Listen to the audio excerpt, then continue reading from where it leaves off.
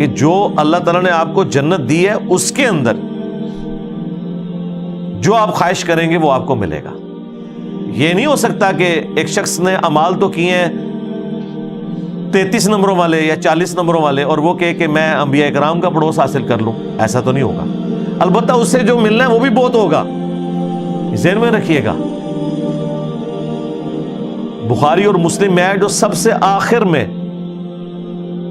جنتی جہنم سے نکال کر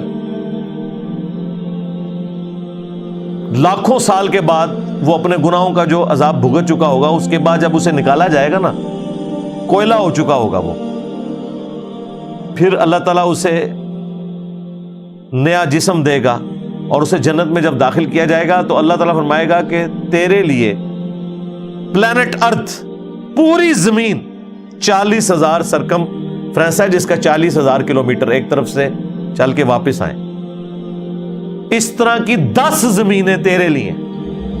تسی 10 مرلے دے پلاٹ دی گل کر دیو. سب سے آخری جو جنتی ہے جو عذاب بھگت کے لاکھوں سال کا اینڈ پہ نکالا جائے گا جہنم سے, جس کے بعد کوئی بھی جہنم میں نہیں ہوگا, یعنی سب سے لوس درجے کا, یعنی آپ سمجھ لیں اس کے دل میں رائی کے دانے کے برابر ایمان والا معاملہ ہوگا. اس کو بھی پلانٹ ارتھ سے 10 گنا بڑی جنت دی جائے گی. 10 پلانٹ ارتھ ملیں گے. تو یہ تھوڑے, ادھر آپ جو کچھ سوچ سکتے ہیں اس سے زیادہ ہی آپ کو ملنا ہے. تو وہ آپ کی اپنی ڈومین کے اندر جو آپ چاہیں گے وہ آپ کو ملے گا. جو آپ کی ڈومین ہے اس کے اندر یہ نہیں ہے کہ آپ اپنی ڈومین سے باہر نکل کے بات کریں, تو ظاہر ہے اس کے لیے تو آپ نے دنیا سے ہی کما کے جانا ہے نا, سیدھی سی بات ہے. آخرت میں تو اللہ تعالیٰ نے آپ کو وہ تمام کوالٹیز دے دینی ہے جو ہمارے اندر چھپی ہوئی ہیں. ہماری خواہش ہے نا کہ ہماری بادشاہی ہو. ایون انسانوں نے تو دعوے خدائی بھی کیا ہے, یعنی ایسی جگہ جہاں اس کا حکم چلتا ہو. فرعون نے مصر میں اپنا حکم چلایا اور اپنے خدائی کا دعویٰ کیا. تو انسان کے اندر یہ ایک چھوٹا سا گاڈ یا منی گاڈ چھپا ہوا ہے جو اس کے اندر ارج پیدا کرتا ہے کہ بھی میرا حکم چلنا چاہیے. یہ خواہش اللہ تعالیٰ نے آپ کی جا کے پوری کرنی ہے جنت میں. وہاں اللہ تعالیٰ نے آپ کو یہ کوالٹی دینی ہے کہ آپ کی خواہش کے مطابق جو آپ چاہیں گے وہ آپ کو مل جائے گا اس ڈومین کے اندر, اور کسی نعمت کو فنا نہیں ہوگا. انگور توڑیں گے دوبارہ سے انگور وہاں پہ لگ جائے گا کیونکہ جنت کو فنا نہیں ہے. کوئی چیز استعمال کریں گے وہ فنا نہیں ہوگی. کھائیں گے لذت کے لیے, بھوک بھی کمزوری ہے, جنت میں بھوک نہیں ہے.